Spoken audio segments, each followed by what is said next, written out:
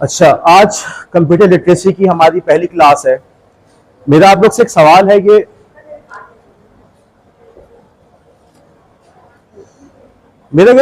Viral content क्या होता है। हम सुनते ना कि लफ्ज क्या, फला कंटेंट वायरल हो गया, फला वीडियो वायरल हो गई, राइट?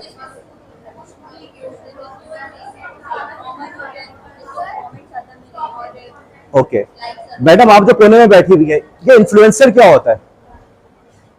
जी, आवाज नहीं आ रही।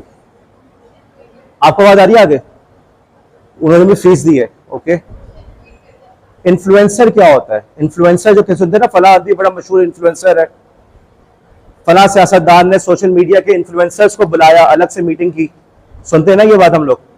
तो इन्फ्लुएंसर क्या होता है?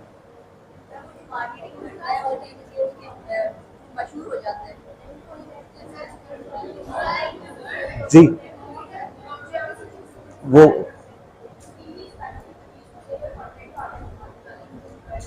चलें ठीक है। अच्छा, आप जब दरवाजा उस पर आइए, बोर्ड पे आइए। क्या? माशाल्लाह, जबरदस्त। चले चौक के लिए आ जाए कोई। फिर मैं ये चार चार मार्कर्स लेकर आया, सब बेकार। चले आ जाए कोई, आप आ जाइए बोर्ड पे, चौक पकड़िए।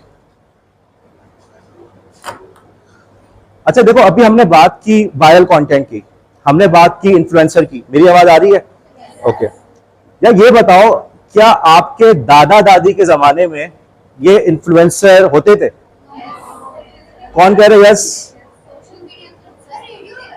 दादा दादी आपकी कितने, क्या बहुत यंग एज के, 20 साल के हैं?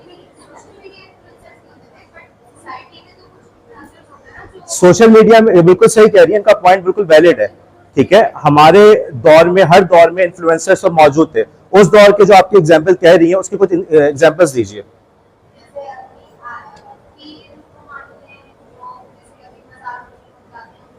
लेकिन क्या इन्फ्लुएंसर उस जमाने में जॉब समझी जाती थी? देखो अब तो ऐसा हो रहा है ना, अब तो बाकायदा जो है इन्फ्लुएंसर एक जॉब है। अगर आपके सोशल मीडिया पे नंबर ऑफ फॉलोअर्स एक्सीड कर जाते हैं, 1 मिलियन हो जाते हैं, तो लोग अपनी जॉब्स छोड़ के बाकायदा सोशल मीडिया पे जाके अपने वही एक ही काम कर रहे होते हैं। मुझे अभी कुछ चैनल्स मैंने देखे, कुछ पाकिस्तानियों के चैनल्स के, वो 4-5 बहनों ने चैनल्स बनाए हुए, वो शादी की वीडियो डाल रहे उसके अंदर, और जो भी मेहंदी वगैरह की वीडियोज हैं। उनके शौहर का एक्सीडेंट हो गया, तो उन्होंने पहले कैमरा रखा सामने, फिर शौहर के करीब के जाके खूब धारे मार मार के रोई। तो ये भी एक चीज है कि आइंदा मैं भी थोड़ा परेशान हो गया कि यार आगे आने वाले दौर में ऐसा होगा कि मैं तकलीफ से, परेशानी से चिल्ला रहा हूँ, लेकिन मेरी बीवी जो होगी वो पहले जाके वो रखेगी मोबाइल, अब फिर मेरे पास आएगी। लेकिन क्या ऐसे पहले होता था? ठीक है। अच्छा, तो मैं ये कह सकता हूं कि सोशल मीडिया इन्फ्लुएंसर एक ऐसी जॉब है जो पहले एग्जिस्ट नहीं करती थी। आप लिखें बोर्ड पे, सोशल मीडिया इन्फ्लुएंसर।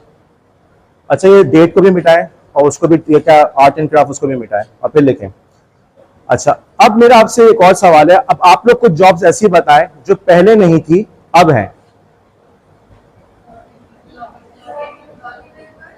अच्छा, अब आप लोगों ने ऐसे बताना है कि उन तक आवाज पहुंचे, वो लिख सकें। जी,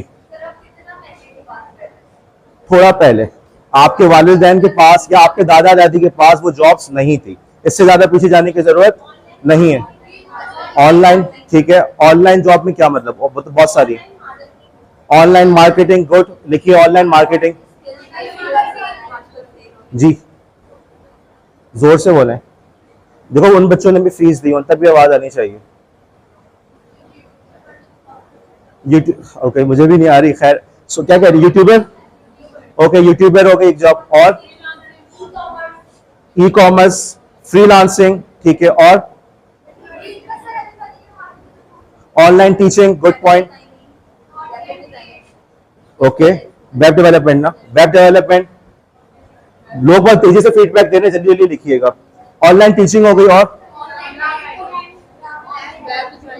ग्राफिक डिजाइनिंग, ठीक है, कंटेंट क्रिएशन, ठीक है, कंटेंट क्रिएटिंग पूरा होता है।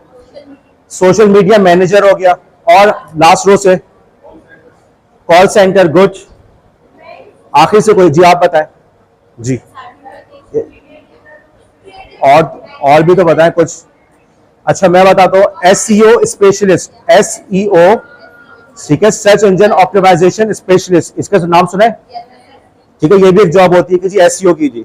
कंटेंट क्रिएटर, बाकायदा बंदे चाहिए होते हैं कि भाई हमारी प्रोडक्ट है, फॉर एग्जांपल हमारी शूज की हमने वेबसाइट बना ली है, लेकिन अब उसके लिए हमें कंटेंट डालना है। कंटेंट वीडियो फॉर्मेट में भी हो सकता है और टेक्स्ट फॉर्मेट में भी, तो हमें कंटेंट क्रिएटर चाहिए। और बताएं, virtual assistant, good, excellent point, लिखिए वर्चुअल असिस्टेंट। और कुछ, ब्लॉगर्स, ठीक है अभी चल रहा है, ब्लॉगर्स चल तो रहा है लेकिन आहिस्ता से ये खत्म हो रहा है। और कोई चीज? अच्छा चलो, ऑनलाइन ट्रेडिंग, गुड, एक्सीलेंट, लिखें online trading. Online hosting, roasting, ये भी हो रहा है, अच्छा लिखें ऑनलाइन रोस्टिंग। और पॉडकास्ट होस्ट, ठीक है, पॉडकास्ट होस्टिंग है। अच्छा देखो, अब इसके अंदर एक चीज मुझे नजर बताए, इन तमाम जॉब्स के अंदर क्या चीज मुश्तरक है, क्या वजह है कि ये जॉब्स आपके पेरेंट्स के पास नहीं थी? मोस्ट प्रोबेबली जब आपके पेरेंट्स पढ़ रहे थे, इंटरनेट नहीं था। उस जमाने में आप लोग के पेरेंट्स के पास, दादा दादी के पास क्या ऑप्शन था? या तो इंजीनियर बन जाओ या डॉक्टर बन जाओ। अब परसेंटेज अगर कम आई है तो बीकॉम कर लो, ऐसा ही था, ठीक है। और कम परसेंटेज आई है तो टीचर बन जाओ, ठीक है। तो अब जो है आपके पास इससे ज्यादा जॉब्स मौजूद है, ठीक है। वो जॉब्स जो पहले एग्जिस्ट कभी करती ही नहीं थी।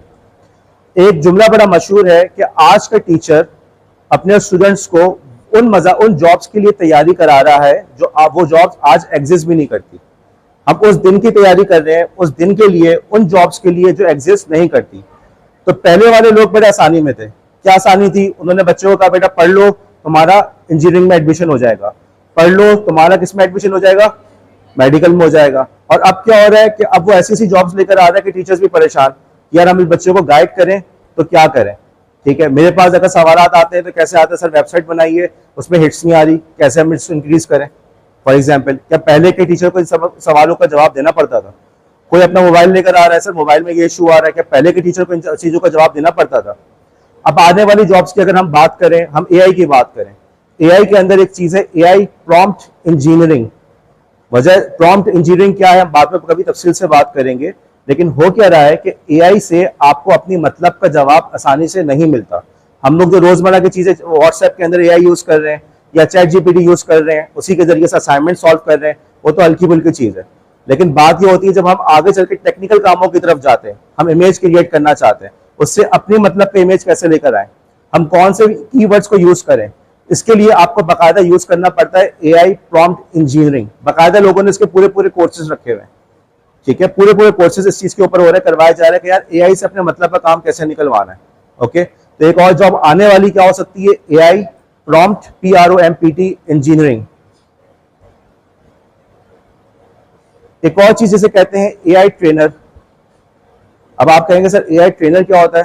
देखो चैट जीपीटी, छोटी सी मिसाल दे रहा हूं, चैट जीपीटी सिर्फ और सिर्फ एक LLM है जिसे कहते हैं लार्ज लैंग्वेज मॉडल। इन सब चीजों को अभी समझना जरूरी नहीं है, मैं जो बात बताना चाह रहा हूं वो ये कि चैट जीपीटी को भी डेटा आप फीड करते हैं, ठीक है। डेटा जितनी अच्छी क्वालिटी का फीड करेंगे उतना ही अच्छा आपके पास आउटपुट आएगा। डेटा जिस तरीके से फीड करेंगे उसी तरीके से उसका रिस्पॉन्स आएगा। मैं एग्जाम्पल देता हूं, मेरा अभी एमफिल का थीसिस था और ये आप लोग का जो पिछली क्लासेस को जो पढ़ाया था उनका डेटा मैंने यूज किया था उसके अंदर, ठीक है। कभी तफसील से बात करेंगे। मैंने जब पहली दफा उस डेटा को फीड किया तो हमारे पास एक मैट्रिक होता है जिसे कहते हैं परप्लेक्सिटी। अगेन समझने की जरूरत नहीं है, जो बात बता रहा हूं बस वो समझें। परप्लेक्सिटी का मेरे पास वैल्यू आई 10 लाख, ओके 10 लाख। उसकी वैल्यू क्या आनी चाहिए थी? 0 या 1, ओके। डेटा कॉलेज का था, डेटा मैंने बिल्कुल सही से फीड किया था, लेकिन मेरे पास रिजल्ट क्या आ रहा है? 10 लाख, जबकि टारगेट क्या था? 0, 1, 2, बस, इससे ऊपर नहीं।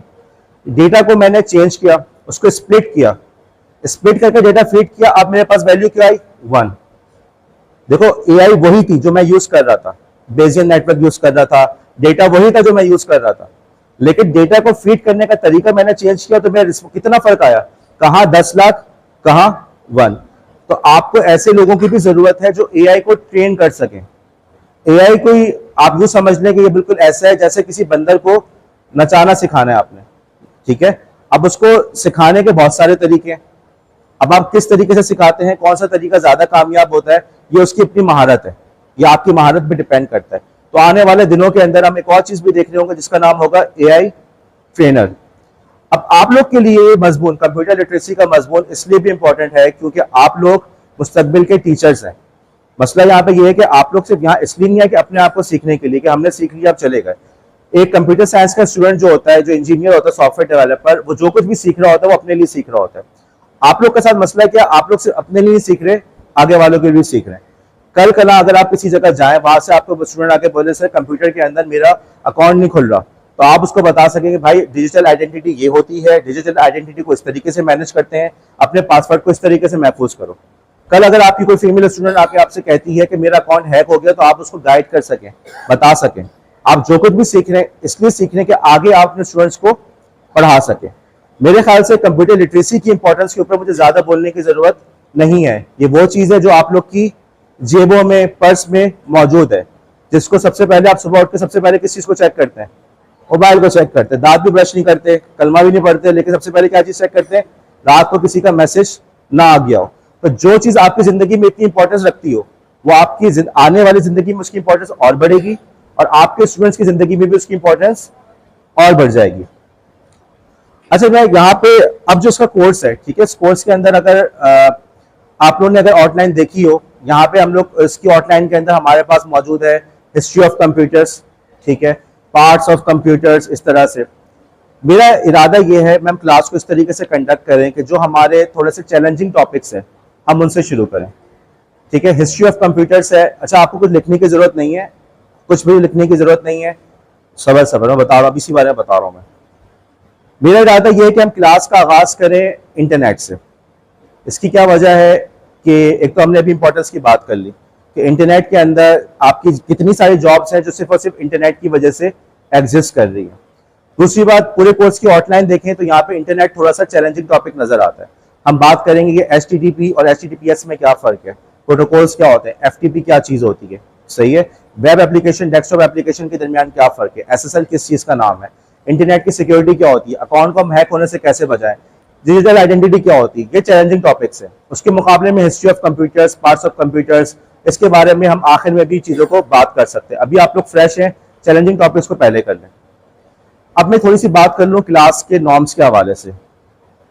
देखिए, सबसे पहली बात, आप लोग को क्लास के जो लेक्चर्स की ऑडियो रिकॉर्डिंग तो मिल जाएगी। तो अगर ऑडियो रिकॉर्डिंग मिल जाएगी तो आप लोग को अलग से उसके नोट्स लिखने की जरूरत नहीं है। पहली बात, जो कुछ मैं कह रहा हूं उसको गौर से तवज्जो से सुने, असल चीज ये। दूसरी बात, आप लोग को नोट्स भी प्रोवाइड कर दूंगा, ठीक है, वो भी कोई इतना बड़ा मसला नहीं है। अब आप लोग भी नोट्स बना रहे हैं, ChatGPT से अक्सर लोग यूज कर रहे हैं, अक्सर नहीं भी कर रहे तो जो स्मार्ट है वो यूज कर रहे हैं।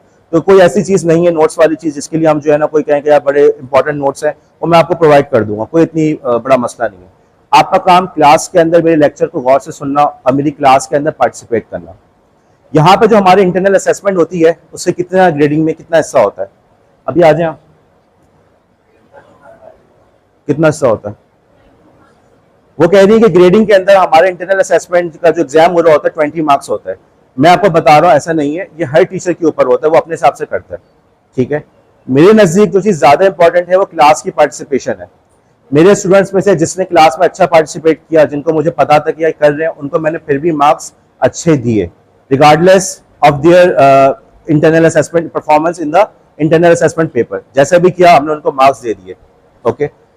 असल चीज है क्लास के अंदर आप कैसे परफॉर्म कर रहे हैं।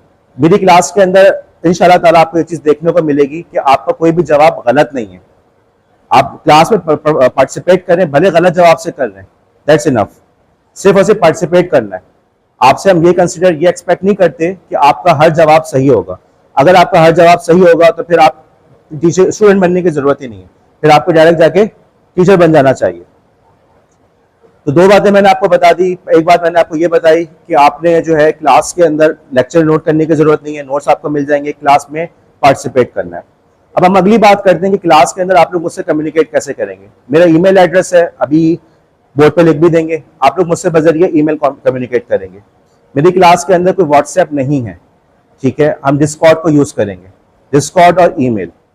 अब यहाँ पे कोई कह सकता है कि यार ये क्या नई कहानी लेकर आ गए, डिस्कॉर्ड करवा रहे हैं, डिस्कॉर्ड को इंस्टॉल करना नहीं आता, डिस्कॉर्ड को ज्वाइन करना नहीं आता, व्हाट्सएप कितना अच्छा है, होगा अच्छा, मैं इससे इनकार नहीं कर रहा, लेकिन बात यह है कि यार देखिए हमारा सब्जेक्ट है कंप्यूटर लिटरेसी, मेरा तो काम ही यही है, मेरी जॉब का हिस्सा है, आपके कोर्स का हिस्सा है कि आपको डिफरेंट टेक्नोलॉजीज का पता हो।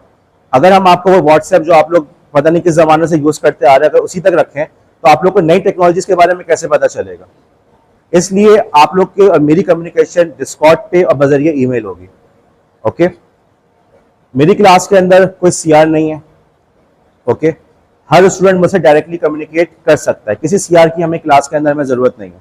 आप लोग, जो टेक्नोलॉजी का जमाना है, आप में से हर बंदा जब मुझे ईमेल कर सकता है, तो हमें क्या जरूरत पड़ी कि सीआर जो है हमारे पास एप्लीकेशन लेकर आ रही है। आपको छुट्टी चाहिए, आप मुझे ईमेल कर दें। कोई चीज समझ नहीं आ रही, आप डिस्कॉर्ड पे डिस्कस कर लें, स्टूडेंट्स के साथ डिस्कस कर लें, क्लास फेलोज के साथ डिस्कस कर लें। ओके बात। एक और चीज जो बड़ी इंपॉर्टेंट होगी इस क्लास के अंदर, वो आपके पास स्मार्टफोन का होना और डेटा पैकेज का होना। ओके, मैंने डेटा पैकेज बहुत दिया है, बहुत ज्यादा दिया है, अब मैं थक चुका हूं, अब आप लोग खुद लेकर आए। किसी ने कहा कि सर ये क्या बात हुई, क्या आप हमें लैब का वाईफाई का एक्सेस दे दें, यूं कर दें। देखिए, आप जिस तरह से कॉलेज आते तो आप ये नहीं कहते कि कॉलेज वाले हमें जूते प्रोवाइड कर दें, ठीक है? आप ये नहीं कहते कि कॉलेज वाले हमें कपड़े प्रोवाइड कर दें। सबको अंडरस्टूड है भाई, अपने घर से लेकर आना। तो इसी तरीके से स्मार्टफोन डेटा पैकेज आपकी पढ़ाई का हिस्सा है, इसको आपको लेकर आना होगा। ओके, अच्छा, अब मैं आप लोग को मैं नंबर, अपना जो डिस्कॉर्ड का हमारा ग्रुप है, मैं उसका लिंक देता हूं आपको।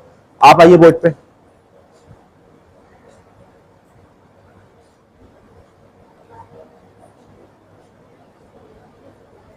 एक मिनट रुकिए।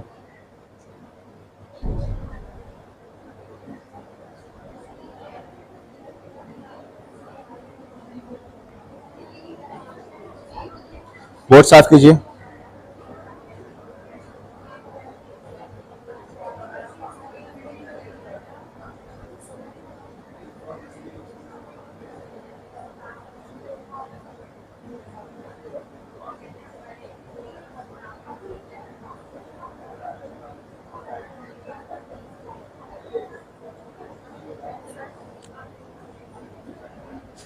जी,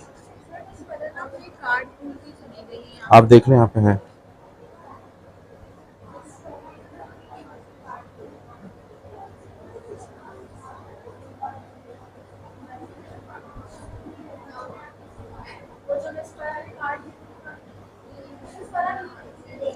इन दोनों चीजों का बोर्ड पे लिखिए। मिस फराह का कार्ड था, क्लास में रह गया है।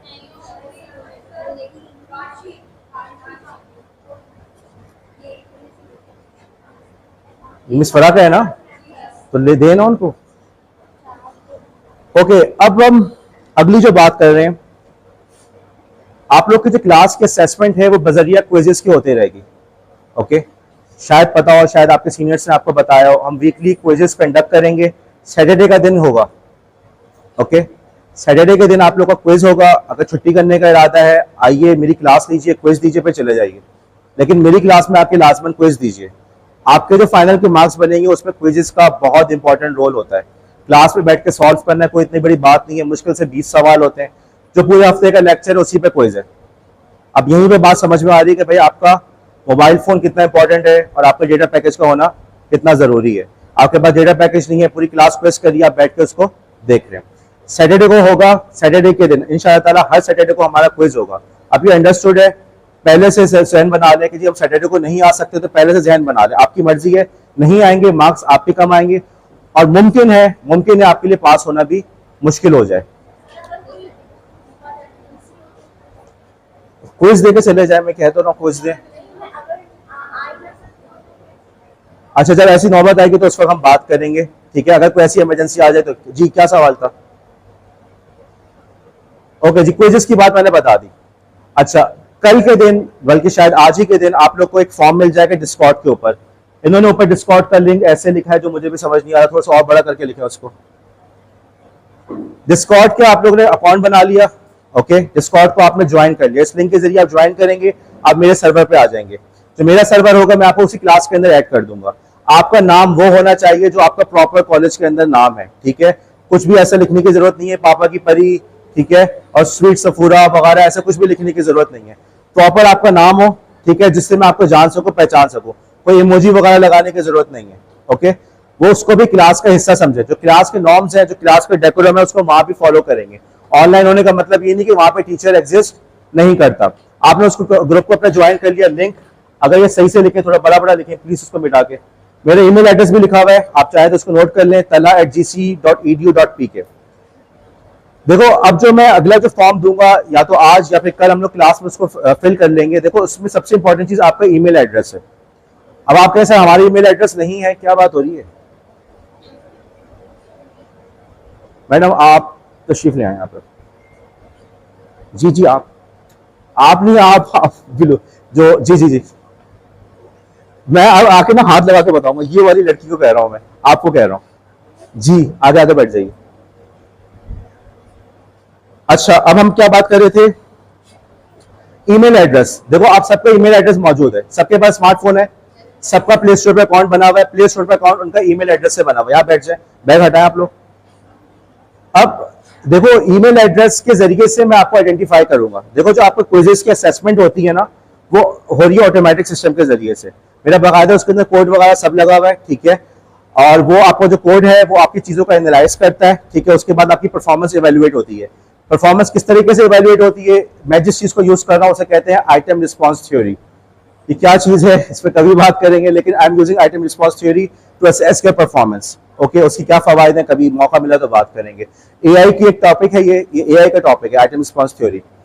इसके अलावा इसके अंदर फिर मैं बेसियन नेटवर्क को यूज करता हूँ अगेन, जो कि एआई का टॉपिक है। बहरहाल ये सारा का सारा काम हो रहा है ऑटोमेटिक तरीके से। अब उसके अंदर हम आइडेंटिफाई आपको करते हैं बजरिया ईमेल एड्रेस के। ओके, आप कौन है मुझे नहीं पता, कि आपका नाम आप में से वली कौन है मुझे नहीं पता। ईमेल एड्रेस जो होगा उससे आइडेंटिफाई होगा कि ये वाला बंदा है, ठीक है। इसका ये उसकी केयू के सीट नंबर है, उसके इतने मार्क्स बनते हैं, उसी क्लास के अंदर परफॉर्मेंस ऐसी बनती है। ओके, आपका ईमेल एड्रेस बहुत इंपॉर्टेंट है।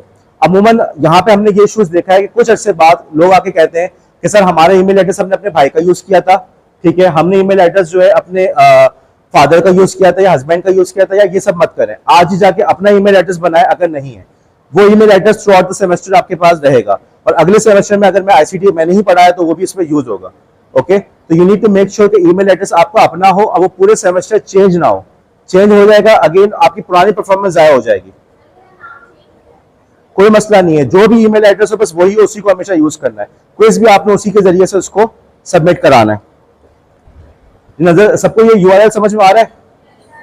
इसका कोड क्या है, क्या कोड है इसका? 24UTJK D6 है मेरे ख्याल में। इसको बड़ा बड़ा दोबारा लिखें, सिर्फ कोड को लिख दें यहाँ पे 24UT, जिस तरह से इसमें लिखा हुआ है ना, बस।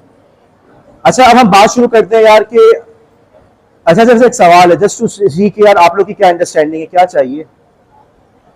ऐसा लग रहा है कि बच्चों को पढ़ा रहा हूँ, मुझे कहना ना पड़ेगा बेटा नाक साफ कर लो, उससे कान ना खींचो। यूनिवर्सिटी के स्टूडेंट्स हैं आप लोग, ओके, कॉलेज के नाम से धोखा ना खाएं कि यूनिवर्सिटी, आप लोग यूनिवर्सिटी में आ गए, बिहेव भी इसी तरीके से करें। ओके, बैठ जाइए। अच्छा अब अगर आपसे पूछा जाए कि दुनिया की तारीख के अंदर कौन कौन सी इंपॉर्टेंट इन्वेंशंस थी, वो इन्वेंशंस जिसने इंसान की तारीख के ऊपर बहुत गहरे असरात डाले, आप किस किस का नाम लेंगे? मैडम बोर्ड पे तशरीफ ले जाएं, जल्दी आ जाओ बेटा।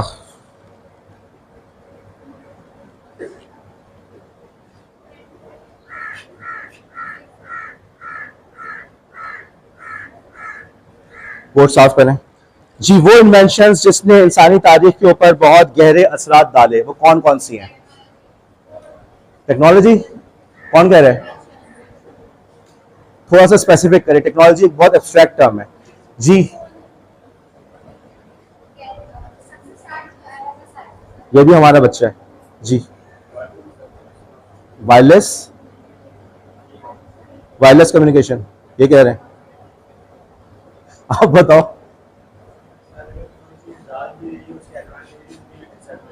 हाँ तो फिर भी आप एडवांटेज बताएं। अच्छा यार आप लोग क्लास में एक और मेल स्टूडेंट था, आवाज नहीं आए। अच्छा देखें, मेरे ख्याल में अगर मैच शुरू करूंगा तो पहिया तो बड़ी इंपॉर्टेंट जाती है, क्या ख्याल है? पहिया भी तो है ना, उसको हम क्या ले रहे हैं, फॉर ग्रांटेड ले रहे हैं। आज अगर मैं कहता हूँ पहिया बहुत बड़ी इजाद है तो शायद आप लोग हंसे, लेकिन बहरहाल पहिया बहुत बड़ी इजाद थी। तो एक तो हो गया व्हील, लिखें व्हील, और बताएं।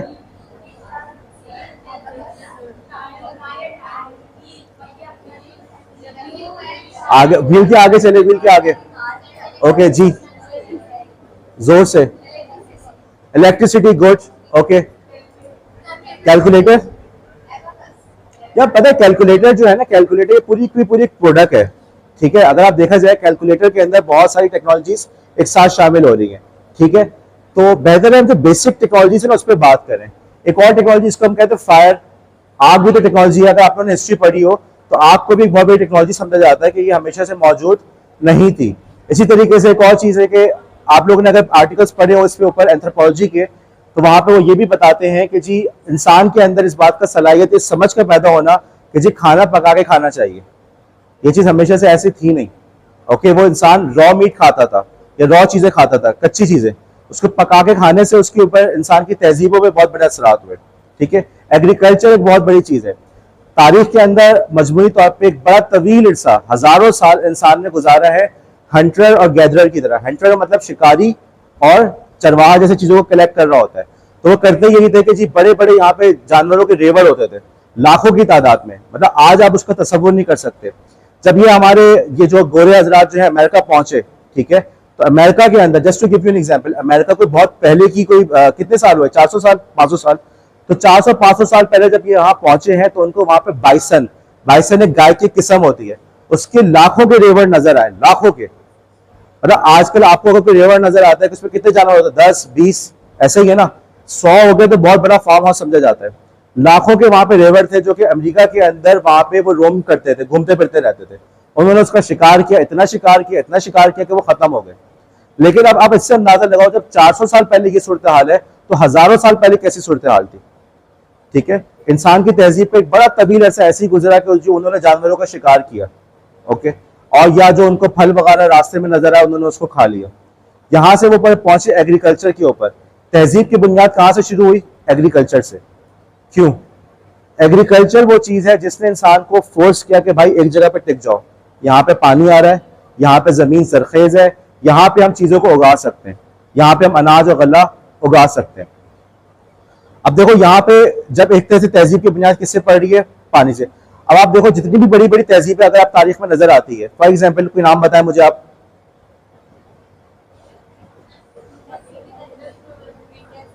इंडस सिविलाइजेशन, मोहनजोदाड़ो, जब मैं पढ़ा भी रही थी, वो कहां पे थी? पहाड़ों में थी। मोहनजोदाड़ो मिस्र में थी। मोहनजोदाड़ो की जो तहजीब थी वो कहां थी? दरिया के किनारे थी या नहीं? फिरौनों की तहजीब का हम बड़ा सुनते हैं, वो कौन से दरिया के किनारे थी? दरिया नील। जिस तारीख के अंदर जिस भी सिविलाइजेशन को आप हाथ लगाएंगे ना, उसके नजदीक हमेशा दरिया के नजदीक रहे। क्या वजह है इसकी? वजह क्या थी कि दरिया के पानी से वहां की जमीन जरखेज और उसके जरिए से वो उसको कल्टीवेट, वहां पे एग्रीकल्चर वगैरह का रिवाज पड़ा। आगे चल के अगर हम बात करें कि इसके अलावा वक्त गुजरता चला गया, एक बहुत बड़ी इन्वेंशन जिसके बड़े गहरे असरात रहे, कोई प्रिंटिंग प्रेस, छापा खाना। तारीख में क्या होता था? किताबें कैसे लिखी जाती थी?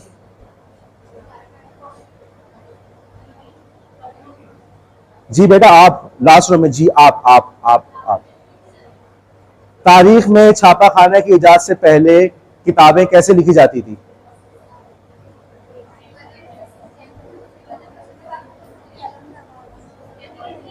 बेटा इतना जोर ना लगाओ, बेहोश हो जाओगी। आप बताएं। हाथ से लिखा जाता था, चीजें हाथ से लिखी जाती थी। अब चीजें हाथ से लिखी जा रही हैं, ठीक है, तो उसके वजह में क्या था कि लिखने पढ़ने वाले लोग महदूद थे। पूरी पूरी जिंदगी एक ही किताब लिखने में लग जाती थी। बाइबल के जो नुस्खे हैं, मैं बाइबल की एग्जांपल इसलिए दे रहा हूं क्योंकि ज्यादा पुराने मजहब है, 2000 साल हो गए उसको। तो बाकायदा वहां का जो पादरी थी उनका काम ही होता था कि भाई चर्च में बैठ के आपने सिर्फ और सिर्फ बाइबल का लिखते रहना, उसकी कॉपीज बनानी है, और वही बहुत बड़ी इबादत समझी जाती थी। आज आपके पास क्या सूरत हाल है? अगर हम कुरान की बात करें, हर किसी के मोबाइल में मौजूद है। घर के अंदर इतने नुस्खे होते हैं कि लोग कहते हैं, बाज दफा लिटरली लोग कह रहे होते हैं यार इतने मत देना, घर में पहले ही बहुत बड़े हैं, उसको संभाल के रखना मुश्किल हो रहा है हमारे लिए, राइट। ये सब चीजें कहां से? छापा खाने से। अब आपको पता है कि क्रिश्चियनिटी के अंदर दो बड़े ग्रुप्स हैं। कौन से ग्रुप्स हैं? एक ग्रुप का नाम है कैथोलिक्स, दूसरा ग्रुप प्रोटेस्टेंट। इस ग्रुप की जो दोनों में तकसीम हुई ना, इसकी सबसे बड़ी वजह क्या थी? छापा खाना, प्रिंटिंग प्रेस। प्रिंटिंग प्रेस इजाद हुआ, बनाने वाला खुद बंदा कैथोलिक था।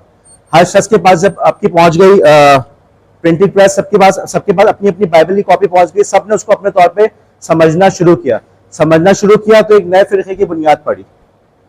हम जो कहते हैं ना कि इंडिया के अंदर अंग्रेजों ने डिवाइड एंड रूल से हुकूमत की, कहते हैं ना ये बात, ऐसे ही है ना कि अंग्रेजों ने मुख्तलिफ कौमों को आपस में लड़ाया, हिंदू मुसलमानों को लड़ाया, मुसलमानों के अंदर फिर शिया सुन्नी पर मसाइल चले खड़े हो गए।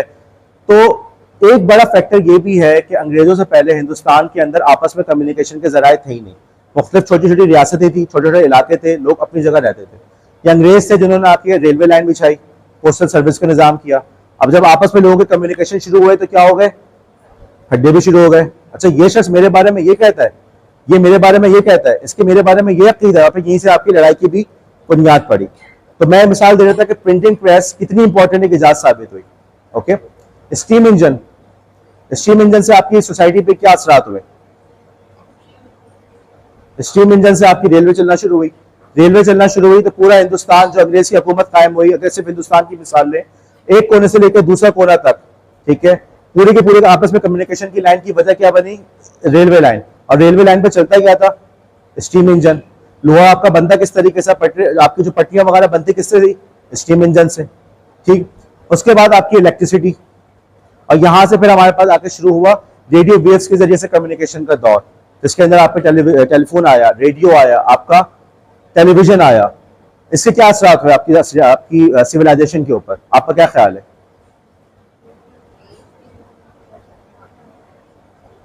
रेडियो टेलीविजन से पहले क्या इस चीज का मतलब आप समझते हैं कि हमारे यहाँ के लोगों को पता होता था कि बाहर के गुलकार कौन से हैं? पाकिस्तान के अंदर भी इंडिया के गुलकार बड़े मशहूर थे, मुकेश फॉर एग्जांपल। ठीक है, आगे चल के आपके टेलीविजन के जमाने में एमटीवी का दौर आया, उस जमाने में मैडोना बड़ी मशहूर थी, माइकल जैक्सन साहब बड़े मशहूर थे उस जमाने में। यहाँ के लोगों को उस सबका नाम तो पता था ना, किसी ने गाने भी सुन रखे थे। आपके यहाँ ब्रेक डांसिंग शुरू हुई, लोगों ने उस पर बाकायदा लतीफे बनाए। जो आपके एक पुराना कॉमेडी शो है 50-50 के नाम से, उसके अंदर अगर आप नेट पर सर्च करें आपको एक मिल जाएगा, ब्रेक डांसिंग का उन्होंने क्लिप बनाया, स्केच बनाया, मजाक उड़ाया उसका। लेकिन बात यह कि यहाँ पे ब्रेक डांसिंग का कॉन्सेप्ट कहाँ से पहुंचा? बाहर से। बाहर से किससे आया? टेलीविजन से। ठीक है, ये हम उन टेक्नोलॉजीज की बात करें जिसके हम पे हमारी जिंदगी पे बहुत गहरे असरात हुए, और यहाँ से आगे चल के हम पहुंच जाते उस टेक्नोलॉजी के ऊपर जिसने पूरी दुनिया बदल दी, जो कि है इंटरनेट। आने वाले दौर के अंदर जिस चीज के ज्यादा असरात होंगे वो होगी एआई। ओके, एआई की डिफरेंट टाइप्स हैं।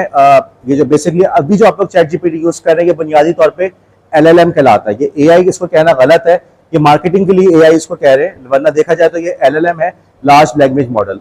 बहरहाल आज की इस पूरी गुफ्तगू से हमने इतना एस्टैब्लिश कर लिया कि भाई कंप्यूटर, इंटरनेट, इन सब चीज़ों को सही से इस्तेमाल करना, इनको समझना हमारे लिए बहुत ज़रूरी है। कल हम लोग बात करेंगे इस बात के ऊपर कि अल्लाह ने इंसानों किससे बनाया है? मट्टी जानदार है या बेजान है? बेजान है। तो उस बेजान चीज के अंदर ये सोचने क्या हो गया, क्या कह रहा था मैं? उस बेजान चीज के अंदर, मट्टी के अंदर सोचने समझने की सलाहियत कैसे पैदा हो गई, शऊर कैसे पैदा हो गया, इस बात का एहसास कि मैं हूं, मेरा अपना कोई, मेरी अपनी कोई जात है, ठीक है, मेरा अपना कोई खानदान है, मेरी जिंदगी कोई मकसद है, खुशी गमी, ठीक है, ये सब चीजें इंसान के अंदर कैसे, उस मिट्टी के अंदर कैसे पैदा हुई? रूप होगी, ऐसा ही है। किसी को इस पर एतराज है? कंप्यूटर्स जो है वो किस चीज से बने हुए हैं? चिप से, माइक्रोचिप से। ठीक है, ये चिप्स बनती किससे हैं? किससे बनती हैं? किससे बनती हैं? माइक्रोचिप्स जो होती हैं टेक्नोलॉजी से बनती है। सिलिकॉन इस्तेमाल होता है, सिलिकॉन। ठीक है, सिलिकॉन कहां से आता है? मट्टी। ओके, हर, अब ये नहीं कि आप बोले कि ये वाली मिट्टी से बन जाएगा, ऐसा नहीं, लेकिन होता ये मट्टी है। अब मेरा ये सवाल है कि देखो कंप्यूटर भी किससे बन रहा है? अगर मैं ये बात कहूं, अगरचे थोड़ा सा स्क्रैच कर रहा हूं, लेकिन बात सही है, कंप्यूटर भी तो मट्टी से बन रहा है। सिलिकॉन जो होती है, अगर आप नेट पर सर्च कीजिएगा, सिलिकॉन से ही आपकी माइक्रोचिप्स बन रही होती है। अब इस मट्टी के अंदर सोचने समझने की सलाहियत कैसे पैदा हो गई? आपस में बात करने की कैसी सलाहियत पैदा हो गई? इसमें, इस कंप्यूटर के अंदर किसने रूह फूकी है? इस कंप्यूटर के अंदर किसने शऊर पैदा किया कि जब मैं ये बटन दबाऊं, यहां पे हाथ रखूं तो तुमने कॉल मिलानी है? ऐसा नहीं है, गौर कीजिएगा, अभी हम इस पर बात करेंगे। अब ये आप लोगों ने सोच के आना है कि देखो अल्लाह ताला ने इंसान को बनाया मट्टी से और उसमें रूह फूकी, और जिसके नतीजे में इंसान के अंदर सोचने समझने की सलाहियत पैदा हो गई। ये कंप्यूटर इंसान ने बनाया, बुनियादी तौर पर देखा जाए ये भी बेजान है, और ये बिल्कुल मैं सही कह रहा हूँ, ये मट्टी ही से बन रहा होता है, सिलिकॉन इस्तेमाल होती है। अब मेरा सवाल ये है कि अगर ये मिट्टी से बना है, ये भी बेजान है, हर कोई मानता है, इसके अंदर इस बात की कैसे सलाहियत पैदा हो गई कि भाई ये जो चीज है इसने आपस में किस तरीके से रब्ता करना है। अगर स्टूडेंट लिखे tala@gce.edu.pk और बटन दबाए तो ये ईमेल सर तला तक पहुंच जाए, उसमें कैसे इस बात का शोर पैदा हुआ, कैसे इस बात का फहम पैदा हुआ, क्या किया? हम बात करेंगे इसकी अपने कल के लेक्चर के अंदर। देखो शुरू के जो हमारी क्लासेस हैं ये इंपॉर्टेंट है, जितने भी इंपॉर्टेंट और डिफिकल्ट टॉपिक्स हैं सब मैं शुरू में कवर करूंगा। आखिर के दिनों में टीचर्स वैसे भी आप पे प्रेशर बहुत ज्यादा बढ़ चुका होता है, तो मैं उस जमाने में मैं कोशिश कर रहा हूँ मेरे सारे असाइनमेंट शुरू के महीने में सितंबर तक बहुत से वक्त क्लोज हो जाए। इसका फायदा क्या होगा कि अक्टूबर नवंबर में आप लोग को थोड़ा सा सुकून मिल जाएगा, आप लोग को मेरे सब्जेक्ट की तरफ से प्रेशर नहीं होगा। तो शुरू के ये दिन बड़े इंपॉर्टेंट है, क्लासेस में अपनी अटेंडेंस को इंश्योर करें। हम अभी क्लासेस को कंडक्ट करेंगे, ठीक है। अभी इस हफ्ते तो हम लोग बात करेंगे आपकी इंटरनेट के ऊपर, अगले हफ्ते के दिन आपका सैटरडे के दिन ही आपका क्विज भी होगा, उसके अगले हफ्ते हम लोग इंशाअल्लाह एक्सेल पे काम शुरू कर देंगे, ठीक है। एक्सेल के अंदर फॉर्मूलाज क्या होते हैं, अगर आपसे कहा जाए क्लास के अंदर 100 स्टूडेंट्स है, उनका डेटा आपके पास है, आपने उसके अंदर से उनकी एवरेज परसेंटेज निकालनी है, ओके। उनके अंदर हाई परफॉर्मेंस लो परफॉर्मेंस को अलग करना है, उनको ग्राफ बनाना है, ग्राफ किस किस्म के होते हैं, कैसे बनाएंगे, हम इन तमाम चीजों के ऊपर बात करेंगे इंशाअल्लाह ताला अपनी उस एक्सेल की क्लास के अंदर। तो शुरू के दिनों में अपनी अटेंडेंस को इंश्योर लाजमन करें। और ये शायद आपको सीनियर से बताया भी हो कि मेरे जो असाइनमेंट्स है वो हर किसी स्टूडेंट के अलग अलग थे। जब मैंने एक्सेल का असाइनमेंट दिया और इंशाल्लाह आपकी दफा भी दूंगा तो हर स्टूडेंट का डेटा अलग था, तो ये वाली कहानी भी नहीं हो सकती कि आप किसी का आंसर से चीट कर लें, ओके। आपका एवरेज जो निकलेगा उनके एवरेज से डिफरेंट होगा, क्यों? क्योंकि इनके पास दोनों के पास डेटा डिफरेंट था। Thank you. अब मैं आप लोग की अटेंडेंस ले लूं।